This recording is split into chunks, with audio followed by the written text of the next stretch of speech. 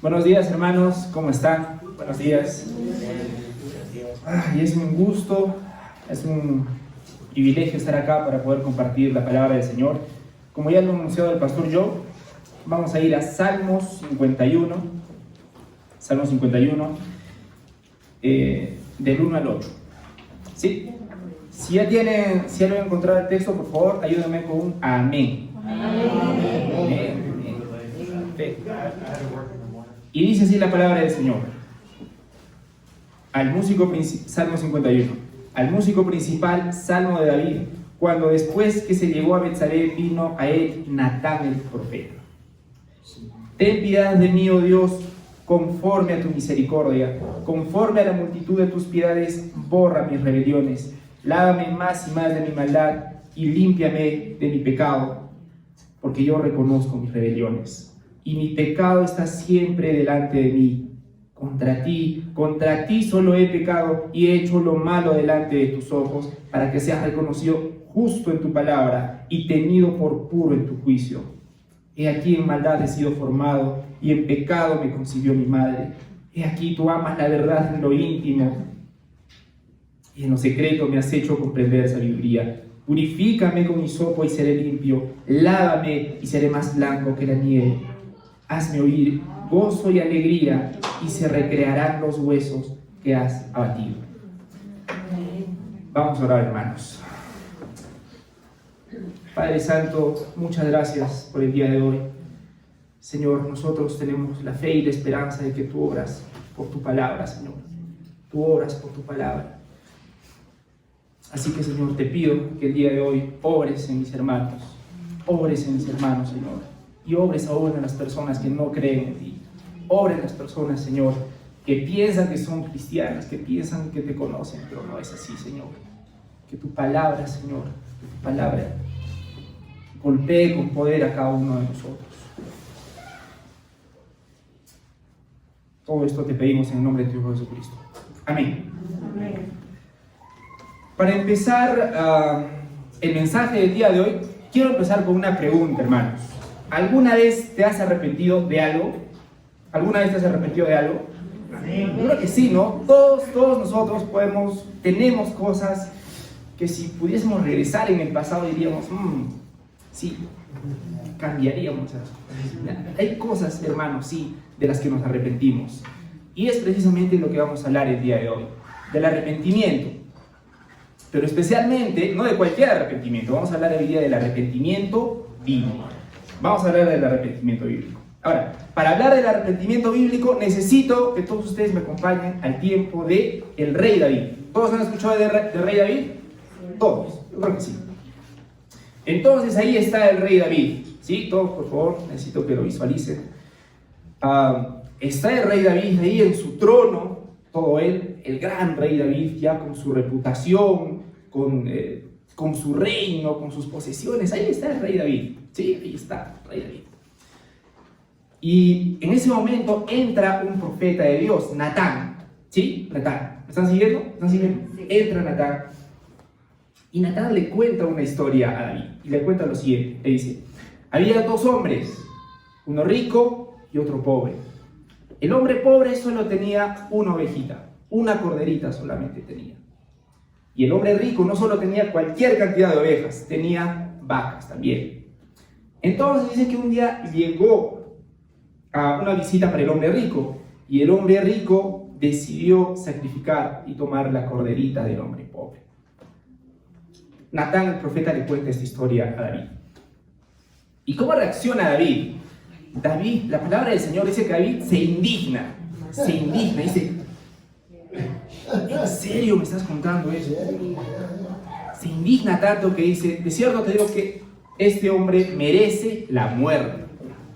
El rey David, ¿no? Tiene que hacer justicia, ¿no? El rey David está representando la justicia del Señor en ese momento, ¿no? Hasta ahí todo genial, hasta que Natán, el profeta, le dice, ese hombre eres tú. Qué momento tan difícil para David, hermanos. Qué momento tan difícil para David. Y le recuerda el pecado que había cometido David. ¿Recuerdan cuál fue el pecado? para los que, bueno, yo creo que asumo que todos lo saben, pero los que quieran leer toda la historia, los invito a leer, no ahora, cuando estén en vuestras casas, la historia del pecado o los pecados de David está en 2 de Samuel 12. Pero para que todos estemos claros, les voy a explicar un par de minutos en qué consistió el pecado de David. Bueno, nosotros sabemos que David conoció y vio una mujer muy hermosa, ¿no? Muy bella, bellísima la mujer. Solo que había un pequeño gran detalle: esta mujer estaba casada, ¿sí? Aún así David toma a esta mujer, la mandó a traer, se acostó con ella, la embarazó. Entonces él intenta solucionar las cosas. Ahora, recordemos que Betsabé estaba casada con Urías Eteo. Urías Eteo era uno de sus mejores soldados. Entonces David, por ejemplo, intenta convencer a Urías cuando él viene, porque estaba en tiempo de guerra, de que, por ejemplo, duerma con Betsabé. Claro, David tenía la esperanza de que Urías duerma con su esposa y desde luego se atribuyese ese bebé que estaba esperando Urías. Lo mandó a dormir, pero al día siguiente se dio con la sorpresa de que Urías no durmió con su esposa. No durmió con su esposa. Decidió acampar ahí con sus hermanos soldados. Bueno, ya un poquito más desesperado, David lo emborracha a Urías para que pueda estar con su esposa. Nada, no funcionó. Un poquito más desesperado ya David intenta lo siguiente. Mira, manda una carta a Joab, que era el general de ese tiempo, y manda que Urías esté en la parte más recia de la batalla, para que así sea asesinado por el enemigo. Y sí, lo cual efectivamente sucedió. Murió Urías Eteo, entonces tomó a Betsabé como su esposa. Entonces, David había caído en el pecado de asesinato, en realidad, y fornicación. Pero de esto ya había pasado un año. Hasta que viene Natán el profeta, ¿sí? Regresamos a la historia, viene Natán el profeta y le dice: tú eres ese hombre. Sí, estábamos ahí. Bueno, estamos en que David está en una situación muy difícil. Pero, hermanos, el día de hoy vamos a ver algo hermoso: el arrepentimiento de una persona que cree en Dios, el arrepentimiento de un hijo de Dios, ¿sí? Vamos a ir al versículo 51. Vamos a ver cómo empieza a pedir David. David empieza diciendo: ten piedad de mí, oh Dios, conforme a tu misericordia, conforme a la multitud de tus piedades, borra mis rebeliones. Empieza diciendo eso. Y es que, hermanos, David entendía algo. David entendía el peso del pecado. David entendía algo que muchas veces pasamos a la ligera: el peso del pecado, el problema del pecado. Él sabía que la paga del pecado es la muerte, y David lo tenía bien claro. Pero mira lo interesante de acá con David. Dice: ten piedad de mí, oh Dios, conforme ¿a qué dice? Conforme a tu misericordia. David no pone en la mesa ninguna cosa que haya hecho en el pasado. David no se pone a negociar con Dios para que lo perdone. Porque muchos de nosotros inconscientemente negociamos, ¿no? Queremos negociar con el Señor para que nos dé su perdón. Pero David no trae a la mesa nada que él haya hecho. Él no dice: mira, Señor, sí, he pecado, pero mira cómo en el pasado yo me esforzaba por ti. Cómo he matado a un soldado con una piedra, Señor. ¿Quién hace eso? Nadie. No se pone David a negociar con el Señor. Fíjense que tampoco le promete cosas en el futuro. Tampoco le dice: perdón, Señor, si me perdonas, voy a empezar a hacer tal cosa. No. Mire, David empieza a pedir perdón al Señor, pero conforme a la misericordia de Dios. Y el punto es este: David apela, para pedir perdón, David apela a quién es Dios, no a quién es Él. Ese es el punto principal del perdón de Dios. El perdón de Dios tiene que ver con quién es Dios, no con quiénes somos nosotros, no con lo que hacemos o dejamos de hacer nosotros. ¿Sí? Ahora, bueno, eso no quita que David sigue un momento difícil. ¿Por qué? Porque entiende que Dios es un Dios de verdad, pero también entiende que es un Dios de justicia. Por favor, vamos a Éxodo 34, del 6 al 7. Éxodo 34, del 6 al 7. Si ellos me ayudan, por favor, cuando lo encuentren con su amén. Amén. Amén. Perfecto. David entendía lo siguiente, hermanos, sobre Dios.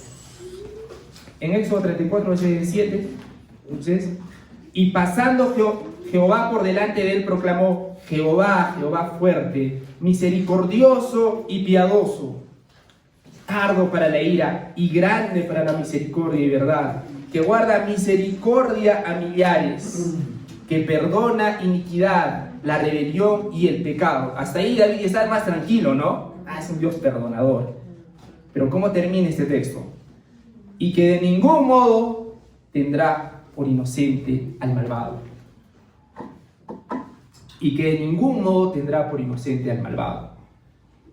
Entonces, David entendía lo siguiente, hermanos. Por un lado, efectivamente, Dios no va a tener por inocente al malvado, porque Dios es un Dios justo. Precisamente el día de ayer en la reunión de jóvenes estábamos comentando lo siguiente. Imagínate que tienes acá al juez, es un juez justo, y acá tienes al culpable, al acusado. Entonces el acusado le dice al juez: bueno, señor juez, lo acepto, yo he cometido el asesinato, yo he matado a esa mujer a sangre fría, sí, lo confieso, yo soy culpable, pero señor juez, ¿sabe qué? Me he enterado de muy buena fuente que usted es un juez compasivo, usted es buena gente, así que, señor juez, yo le pido que pase por alto este desliz que he tenido. Si el juez de nuestro ejemplo es un juez justo, no va a decir: ay, gracias por el halago, inocente. No. Si estamos ante un juez justo, va a decir: culpable. Y de eso trata la justicia de Dios. Él no va a tener por inocente al malvado. Por un lado sabía eso. David tenía claro eso, que el Señor es un Señor justo. Pero miren, David también tenía claro, también entendía que había un grupo de personas a las cuales Dios les extendía misericordia. No solo les extendía misericordia, sino que les limpiaba de pecado. David no entendía por qué sucedía esto. Segundo, David no tenía claramente entendió por qué sucedía esto, pero sí entendía que estaba relacionado a la misericordia de Dios. Entonces David se aferraba a eso, se aferraba a la misericordia de Dios. Hoy en día nosotros que tenemos el Nuevo Testamento entendemos un poco, entendemos mejor en qué consistía la misericordia de Dios. Y la misericordia de Dios consistía en que mandó a su propio Hijo a morir por los pecados de los que iban a creer en Él. Entonces, aunque David no lo sabía, años después Jesucristo iba a morir por sus pecados. Porque nuevamente, ningún pecado queda impune, hermanos. Ninguno. Y esos pecados los iba a pagar Jesucristo en la cruz. Pero bueno, entonces hasta este punto entendemos que la piedad y el perdón de Dios está basado en quién es Dios, no está basado en nosotros, no está basado en qué hacemos o dejamos de hacer. Vamos a pasar al versículo número 2. Sigue David pidiendo perdón y dice: lávame más y más de mi maldad y límpiame de mi pecado, porque yo reconozco mis rebeliones y mi pecado está siempre delante de mí. Eso nos lleva a nuestro punto número 1. El arrepentimiento bíblico me lleva a reconocer mi pecado. El arrepentimiento bíblico me lleva a reconocer mi pecado. Miren cómo habla, miren cómo pide David. Mi maldad, mi pecado, mis rebeliones, mi pecado. No el pecado del vecino, no el pecado de tu esposo, no el pecado de tu esposa. Eso sí lo reconocemos inmediatamente, ¿sí? Para reconocer el pecado de otras personas somos pecadólogos, si me permiten el término, somos expertos. Pero en el arrepentimiento bíblico vemos que David reconoce su pecado, no el pecado del prójimo. Respecto a reconocer el pecado del prójimo, mira lo que dice el pastor Warren Wiersbe. Cuando las personas a las que servimos nos irritan o nos desilusionan, lo primero que usualmente hacemos es orar por ellas y pedirle al Señor que las cambie. Pero lo primero que deberíamos hacer es orar por nosotros y pedirle al Señor que incremente nuestro amor hacia ellos. Entonces, el arrepentimiento bíblico nos lleva a reconocer nuestro pecado, mi pecado. Pero reconocer mi pecado es tan contracultural, hermanos. Reconocer mi pecado es tan contracultural. ¿Saben por qué? Porque reconocer mi pecado es una señal de debilidad. Reconocer mi pecado es una señal de debilidad. Y el día de hoy las personas quieren sentirse fuertes, ¿no? Indomables, empoderados, empoderadas. Reconocer mi pecado significa que soy débil. Reconocer mi pecado significa exponer nuestras miserias delante de Dios. Significa mostrar cuán volubles somos delante de Dios. Y eso es muy contracultural, como les decía, pero profundamente bíblico.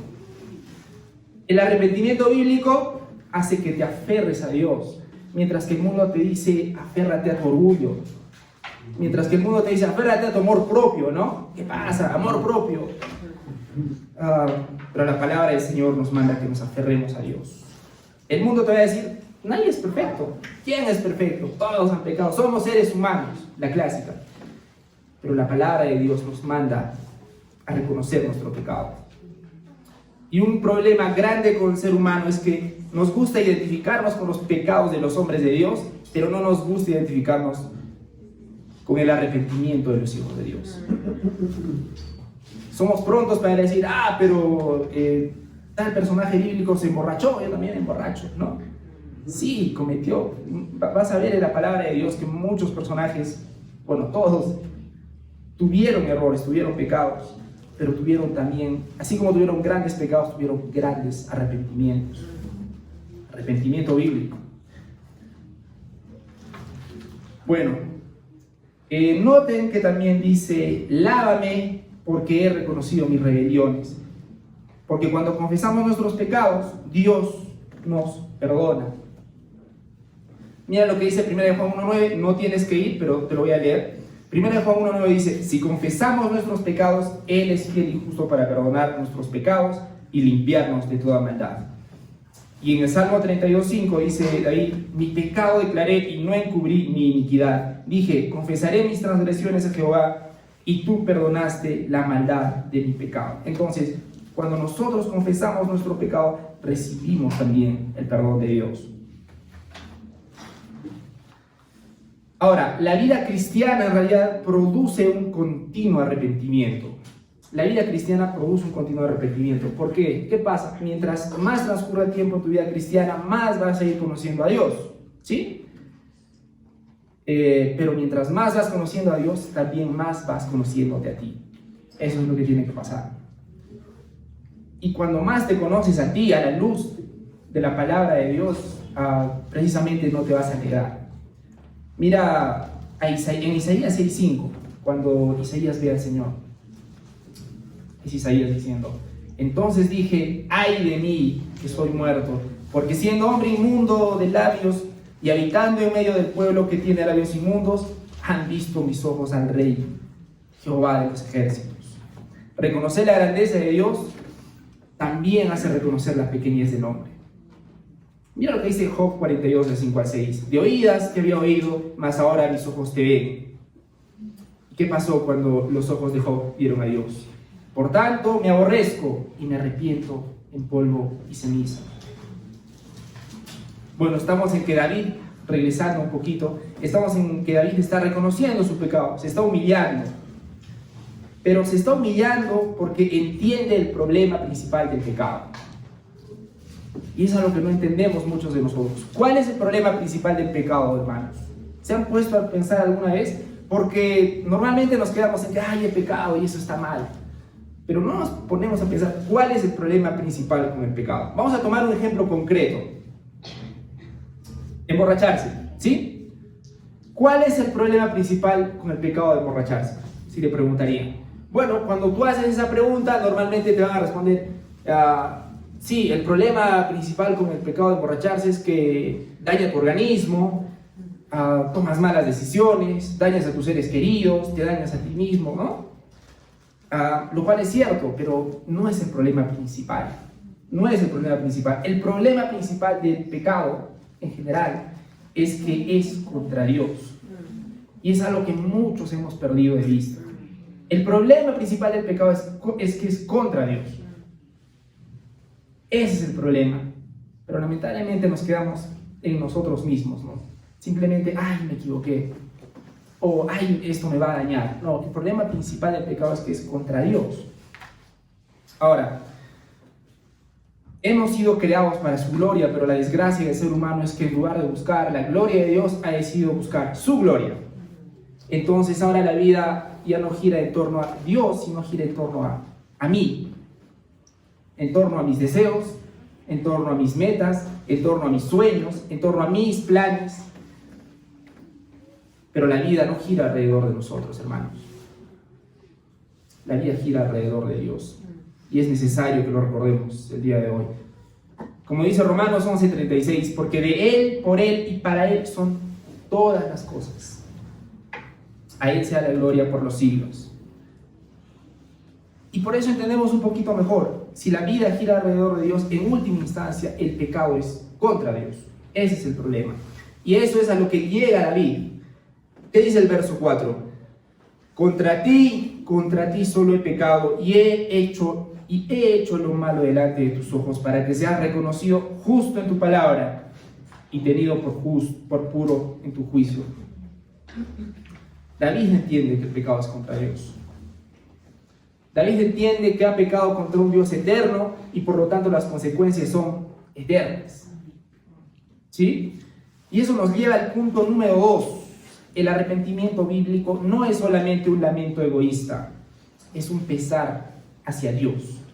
El arrepentimiento bíblico no solo es un lamento egoísta, es un pesar hacia Dios. Porque hay una diferencia abismal, hermanos, entre arrepentimiento y simplemente remordimiento. Miren, ¿por qué digo que hay una diferencia enorme? Porque una de las... Mira, en ambos casos te sientes triste, hay una contrición, hay una tristeza, pero una te va a llevar a Dios y otra te va a llevar a la perdición. Por favor, si me puede acompañar en 2 Corintios 7:10. 2 Corintios 7:10. 2 Corintios 7:10. Dice, la tristeza que proviene de Dios, ¿qué produce? Arrepentimiento, que lleva a la salvación, de lo cual no hay que arrepentirse, mientras que la tristeza del mundo produce muerte. Entonces, déjame mostrarte cómo se ve un lamento egoísta. ¿En qué consiste el lamento egoísta? Vamos a poner un ejemplo puntual. Lamento egoísta, un falso arrepentimiento, dice, me arrepiento de haber confiado en ti. ¿Han escuchado eso? Me arrepiento. De momento te conocí, me arrepiento. Eso es un lamento egoísta. ¿Y por qué es un lamento egoísta? Porque ese dolor, ese arrepentimiento solo tiene que ver contigo. Te interesa que te afecta a ti, no te interesa a Dios. Regresemos al ejemplo. Me arrepiento de haberte conocido. ¿Qué tiene que ver eso con Dios? Ese arrepentimiento. Nada. Ese es un arrepentimiento. Ese es un lamento egoísta. Me arrepiento. Me arrepiento de haber renunciado a ese trabajo, a la oportunidad de mi vida. Me arrepiento. Lo mismo. ¿Qué tiene que ver eso con Dios? Nada. Entonces, un lamento egoísta es aquel que simplemente es una tristeza por mí mismo, por las consecuencias del pecado, en el peor de los casos. Sí, porque muchas veces nos duele más las consecuencias de nuestro pecado que el pecado en sí mismo. Nos duele más que nos descubran el pecado secreto que el pecado en sí mismo. Sin embargo, el arrepentimiento bíblico es un pesar contra Dios. Entender que el pecado que has cometido ofende a un Dios santo, santo, santo, 3 veces santo. Amén. Bueno, y David dice, sigue hablando y dice, y tenido por justo en tu juicio, porque Dios, como ya estábamos explicando, es justo, no es un Dios exagerado. Es una palabra, por lo menos en Cusco, una palabra que usamos mucho. Cuando nos quieren hacer dar cuenta de nuestros errores, ¿cuál es la vieja confiable que sacamos? Exagerado. Exagerado, ¿no? Bueno, en Cusco es exactamente exagerado, ¿no? Pero David sabe que no está hablando con una persona, con cualquier persona. Él sabe que está hablando con un Dios justo. Sí, hermano, a Dios no le vas a decir exagerado. Tal vez hay personas que quieren hacerte dar cuenta de tu error, quieren hacerte dar cuenta del pecado en el que estás, y tú dices, no, exagerado, no es para tanto. No, hermano, el Señor no te va a decir que no es para tanto. Él no es exagerado, Él es perfecto. Entonces, David entiende eso. David entiende eso, dice: he aquí, tú amas la verdad en lo íntimo, y en lo secreto me has hecho comprender sabiduría, en el verso 6. Purifícame con hisopo y seré limpio, lávame y seré más blanco que la nieve. David está pidiendo ser purificado y lavado. Pero, por favor, fíjense en el detalle. Por favor, vamos a volver a leer el número 7. Purifícame con hisopo y seré limpio, lávame y seré más blanco que la nieve. David no dice, ayúdame a purificarme, ayúdame a lavarme, dame una manito. No, él dice, lávame, porque David sabe que la única esperanza para ser limpio está en Dios, no en él. David es consciente de su incapacidad para limpiarse, pero también es consciente de que el único ser que puede limpiarlo es Dios. Y eso nos lleva al punto número 3. El arrepentimiento bíblico nos lleva a entender que el perdón está en Dios. Que el perdón está en Dios. Ahora, ya hemos explicado que Dios es un Dios justo y es un Dios misericordioso al mismo tiempo. Dios no puede pasar la maldad por alto. Ese es el problema, no solo de David, sino es el problema de todos nosotros. ¿Alguno aquí en la sala puede decir que ha pecado alguna vez? Todos, ¿no? Creo que todos. Y lo cual es cierto, si somos honestos, desde luego. Pero el problema de David es el mismo problema que tenemos nosotros. Como Dios es un Dios justo, no puede pasar por alto nuestro pecado. No puede pasarlo porque sí, si no dejaría de ser un Dios justo. Entonces, para que se satisfaga su justicia, era necesario que alguien más, en realidad alguien perfecto, pagara por nuestros pecados. Y Dios mismo proveyó ese alguien perfecto, que era su Hijo, Jesucristo. Como dice en Isaías 53:5, mas Él fue herido por nuestras transgresiones, molido por nuestras iniquidades, el castigo por nuestra paz cayó sobre Él, y por sus heridas hemos sido sanados. ¿Sanados de qué, hermanos? ¿Sanados de alguna enfermedad en particular? Sí, sanados de una enfermedad en particular, de la enfermedad del pecado. Hemos sido sanados por medio de Jesucristo. Ese es el pilar de nuestra fe. Entonces, la misericordia de Dios no se demuestra en que simplemente te perdona porque se va a hacer el de la lista gorda con tus pecados. No, la misericordia de Dios se muestra en que envió a su Hijo unigénito a morir por tus pecados. El justo tomando el lugar de los injustos. Ahora, a través de la fe de Jesús, todos nosotros, nuestros pecados pueden ser perdonados. Eso nosotros lo entendemos.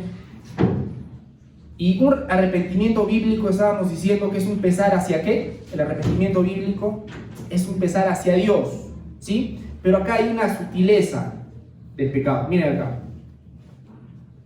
Hay personas que van a decir, sí, he pecado y entiendo que el pecado es contra Dios. Sí, me duele porque he pecado contra Dios, por lo tanto, me voy a azotar. ¿No? ¿Cuál es el problema con esta acción? ¿Qué dicen, hermanos? ¿Cuál es el problema con esa reacción? Algunos me dirán, se va a lastimar la espalda, ¿no? Pero el problema no es espalda, que sí, se la va a lastimar, ¿cierto? No la va a pasar muy bien esa espalda. Pero ese no es el problema principal. ¿Tú sabes qué es lo que está diciendo esa persona que quiere hacer algo extra para estar bien con Dios? Está diciendo que lo que hizo Jesús no es suficiente. Ese es el principal problema. Estamos diciendo que la obra que ha hecho Jesús en la cruz no es suficiente. Y es un pecado del que tenemos que cuidarnos. Porque podemos ser bien intencionados en decir, sí, Señor, he fallado contra ti, entonces desde ahora voy a hacer esto. ¿No? No será un actor físico, pero queremos negociar. Queremos empezar a negociar con Dios.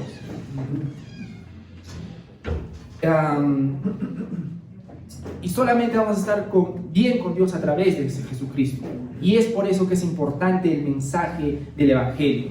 Y lamentablemente el mensaje del Evangelio ha sido diluido el día de hoy. No se predica el Evangelio, hermanos. En lugar de predicar el Evangelio, muchas personas predican lo siguiente: Dios tiene un plan maravilloso para tu vida. Te digo, eso no es el Evangelio, hermano. Acepta a Jesús y todo te irá bien. Tampoco es el Evangelio. Ni siquiera es cierto en realidad. Vive una experiencia sobrenatural y cree. Eso tampoco es el Evangelio, hermanos.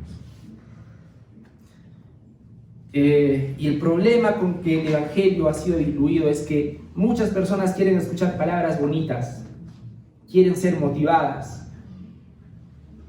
Como decía el pastor Eddie en algún momento, el gran problema con el ser humano es que quiere la bendición de Dios, quiere todas las bendiciones de Dios, pero al mismo tiempo escapa continuamente de Dios. El pastor Eddie decía algo interesante: el ser humano es un fugitivo, decía, ¿no? Y es cierto. Y es cierto, queremos sus bendiciones, pero no queremos a Dios. Y por lo tanto, a veces cuando venimos a la iglesia queremos recibir la motivación de Dios, pero no queremos a Dios. ¿Sí? Algunas preguntas para reflexionar. David pide perdón apelando a quién es Dios y no a quién es Él. La pregunta es: cuando pecamos, ¿nos ponemos a pensar inmediatamente en Dios o buscamos la manera de ver cómo solucionamos ese pecado en nuestras propias fuerzas? Siguiente pregunta: ¿te estás aferrando a la misericordia de Dios para el perdón de tus pecados o te estás aferrando a tus buenas acciones? ¿Cómo reaccionamos cuando pecamos, hermanos? Cuando pecas, ¿eso hace que te acerques a Dios o cuando pecas hace que escapes de Dios? ¿Qué haces normalmente? ¿Qué haces normalmente cuando pecas? ¿Te escapas o buscas al Señor? Siguiente pregunta: ¿has experimentado, hablando de experiencias, ¿has experimentado un arrepentimiento bíblico? Porque el arrepentimiento bíblico, te comento, solo puede venir por escuchar la palabra de Dios y su Evangelio. Así que a muchos de nosotros nos gusta experimentar. Pero hablando de experimentar, si yo te deseo que experimentes algo, es que experimentes un arrepentimiento bíblico. Ese arrepentimiento que te lleve a buscar a Dios.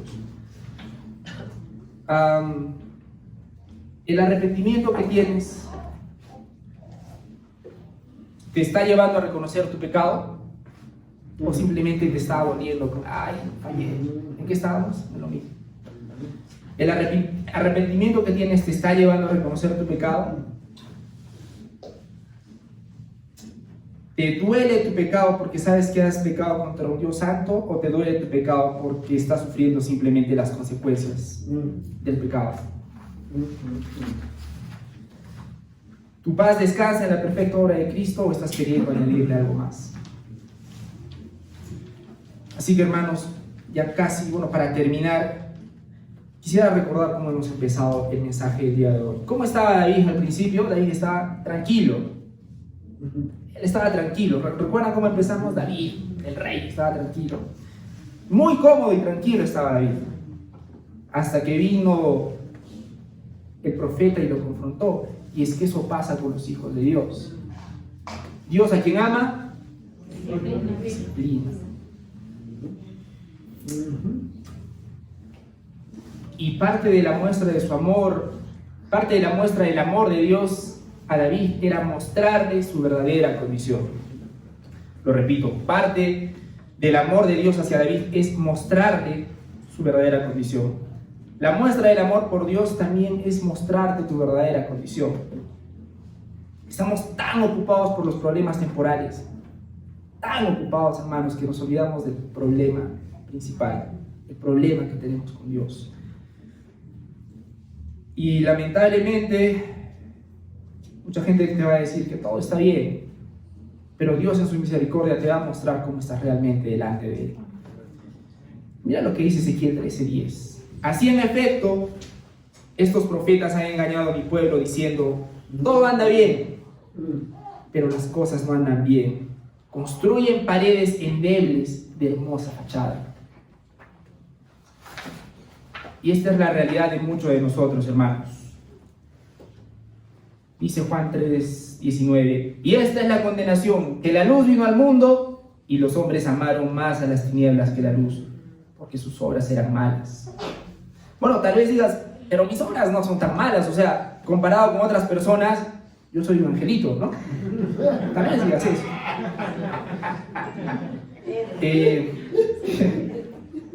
Pero mira qué dice Romanos 3 del 11 al 12. Esto es la palabra de Dios. Bueno, ese es tu estándar. Mi estándar es soy un angelito. Pero vamos a ver cómo estamos a la luz de Dios. Romanos 3, 11 al 12. No hay quien entienda, no hay quien busque a Dios, todos se desviaron. Aún se hicieron inútiles, no hay quien haga lo bueno, no hay siquiera uno. Y en el verso 23 dice, por cuanto todos pecaron, están destituidos de la gloria de Dios. Esa es nuestra condición, esa es la condición de muchos de nosotros, hermanos. Y aquí viene la importancia del Evangelio. Hace unos años, Pastor Joe hizo una pregunta muy interesante. Dijo, cuando predicamos el Evangelio, hay un lugar muy particular en el que es difícil de predicar el Evangelio. ¿Saben cuál es? Yo pensé que eran los lugares alejados, donde, ¿no? Pero él mencionó algo que me chocó. Y dijo, el lugar más difícil para predicar el Evangelio está aquí en la iglesia. Porque muchos de nosotros pensamos que somos creyentes, pero no somos creyentes, lamentablemente. Ese es el gran problema de muchos de nosotros. Pero nuevamente necesitamos recordar que Dios proveyó el medio para ser salvos. Envió a su propio Hijo muriendo por nuestros pecados. Y siempre ha sido así. Dios buscando al pecador para mostrarle la salida. David estaba tan tranquilo, Dios es quien lo busca. Tú estabas tan tranquilo en tu pecado, pero Dios te busca y te muestra el camino por el que puedes ser salvo, que es solamente en Cristo. Repito, ¿qué hizo Cristo por ti? Lo podemos ver en Isaías 53:5, nuevamente. Mas Él fue herido por nuestras transgresiones, molido por nuestras iniquidades, el castigo por nuestra paz cayó sobre Él. Lo que nosotros merecíamos de parte de Dios, cayó sobre Cristo. Interesante, porque han escuchado a personas que dicen, me estoy dando las vacaciones que me merezco. ¿Sí? ¿Han escuchado? Sí. Hermano, si vas a recibir algo que mereces, si hay algo que todos merecemos, es la condenación eterna. Es la condenación eterna. Pero muchos de nosotros no pensamos así. Pensamos que nos merecemos muchas cosas. Pero bueno, precisamente eso que merecíamos lo recibió Cristo en la cruz. El castigo por nuestra paz cayó sobre Él y por sus heridas ahora hemos sido sanados. ¿Por quién? Por Cristo. Nada más, nada menos, por Cristo, hermanos, por Cristo, no por tus buenas obras. No por lo bonito que te hayas comportado esta semana. Tengo problemas con el alcohol, me he contenido una semana, estoy bien delante de Dios. No es así, hermanos. No es así. Por Cristo estamos bien delante de Dios por las obras de Jesucristo.